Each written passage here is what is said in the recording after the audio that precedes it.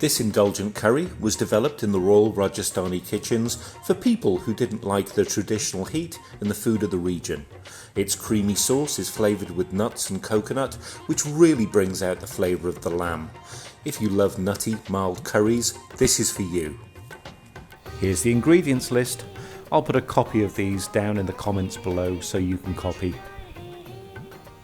I think we're ready to start our white curry adventure. I've got our lamb in here, and of course this could be goat. I'm going to add to it around about half a teaspoon of white pepper, and our yogurt and our ginger and garlic paste. So in those are going to go. I'm using clean hands. I'm just going to massage this in. So this particular curry was developed, and it's the sister curry to the one I cooked last week actually, which is lal Maas.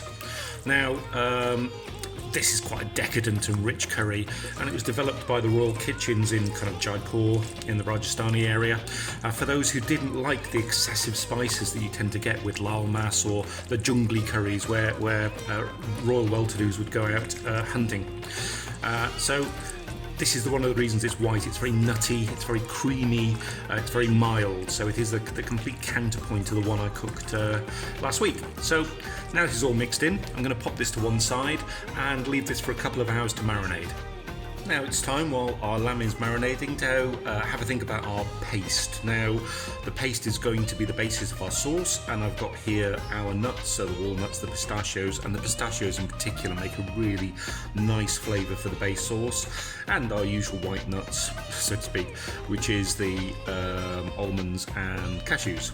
I've also got our coconut, and I've soaked some poppy seeds overnight, which if you can get hold of white poppy seeds, please use those. Those would be more traditional. I couldn't get hold of them, so I'm just using black poppy seeds. So I'm going to pop all of those into my little grindy goblet, and with some water, I'm going to put them into a really fine paste.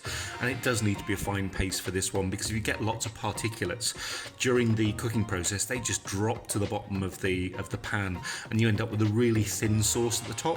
So let's paste these up. And voila, here's our nice, really smooth paste.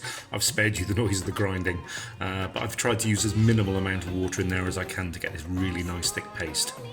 Now let's get on with some proper cooking, shall we? I've got 3 tablespoons of ghee, and if you haven't got ghee, kind of half oil, half butter will do nicely for this. So I've got our whole spices, which are cinnamon, and our 2 types of cardamom. They go in. We start to sizzle these around just for a minute or so to start to flavour the oil and to fry off the spices. And if you've not had black cardamoms beforehand, they are quite readily available in the UK, should you be there. But they are a little anaesthetic-y. It's interesting that they use a lot of bases for curries. If you smell them without cooking them, they do smell like anaesthetic, which is not really selling them. But when they're cooked in a sauce, they're absolutely beautiful to make like a nice base sauce. So let's continue to fry those through just for a minute. Now it's time for our 2 sliced onions. I'm using white or brown onions. I'd rather not use red onions for this, because of course I want that nice white sauce at the end. But what we are going to do now is fry these for probably 3-4 minutes. I don't want these to go brown, but I do want them to start to turn brown slightly at the edges, so they're certainly cooked and transparent, but I don't want these to go like golden brown. Here we go. I think these are about ready. They're soft and they've lost their raw smell, just starting to go tingy at the edges. Actually, the cardamoms and the cinnamon are smelling absolutely gorgeous, and now's the time for our 5 dried chilies. Now, I did mention that this isn't a hot curry. It certainly isn't. These dried chilies, which in Jaipur they'd use Mathania chilies. I can't get hold of these, as I've mentioned on previous videos, so I'm just using standard dried chilies. These isn't to impart heat, it's just to impart flavour in the dish. So now that these have just had a few seconds of frying off, it's time for the main attraction. So remember our marinated meat, all of that, and its yogurty marinade, and of course the marinade will have helped kind of soften the meat as it's been marinating. I'm going to add that. I'm going to fry this for a good 6-7 minutes now. What I want is for the meat, it's not going to brown, but I certainly want it to colour through. So it's kind of partially cooked, at least on the outside. So we'll give this 7 or 8 minutes. Okay, our meat's coloured now. All I'm going to do now is take this out and just lower the temperature a little bit. I'm going to pop my lid on. I'm going to keep it just simmering away on a medium heat, probably for the next 10 minutes or so before we add the paste. So 10 minutes later, I think we're ready to. You can see actually the meat's released a lot of its juices, been bubbling away. So the next thing we're going to do is to introduce our beautiful paste. Eventually. I'm going to make sure that every single little bit of this goes in. So now I've scraped the last of that paste in, it's time to get this incorporated. So we're going to incorporate this into the sauce that's already there, and we're just going to let this bubble away just for a few minutes to let the flavours combine. So this is just coming back up to the boil now after now that the paste has mixed with the juices. You may find that depending upon how much juices that your lamb gives off, you might want to add a little bit of water. So add some water just up to the level of the meat, really, just so it's covered.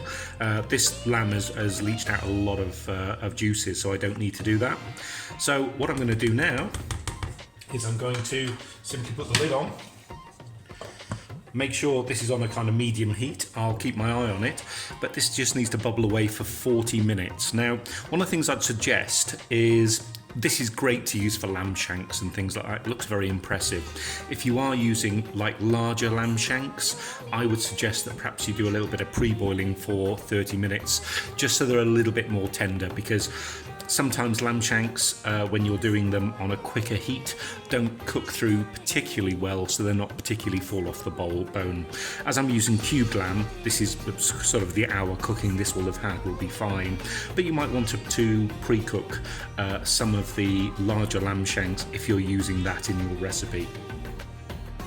And the one thing I'm going to do before I put the lid on, it's just to give it kind of a teaspoon of salt at the moment. I will taste it again before we serve, just so that we get the right level of salt. But I just want to make sure that there's a little bit of salt in here to counterbalance the yogurt, which can be a little bit sour. So let's pop the top on and give it 40 minutes gentle cooking. Comes the end of our 40 minutes. Let's just take the top off. Times like this, I wish I hadn't slightly melted the top off my best pot. So I think everything's now cooked. Let's just check the salt levels. That is absolutely beautiful. There's no heat to this. It's full of the nutty, lamby kind of flavour. It is absolutely gorgeous. I've not, even something like a pasanda is nothing like this. This is so flavourful. So I think we're ready to serve up now.